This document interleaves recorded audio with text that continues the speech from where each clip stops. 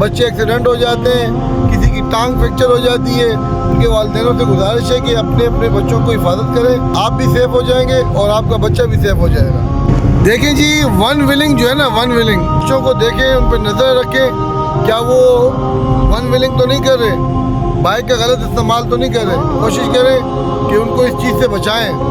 اگر اپنے بچوں پہ نظر رکھیں گے تو کل آپ اپنے بچوں کو ہنستا کھیلتا ہوا دیکھیں گے.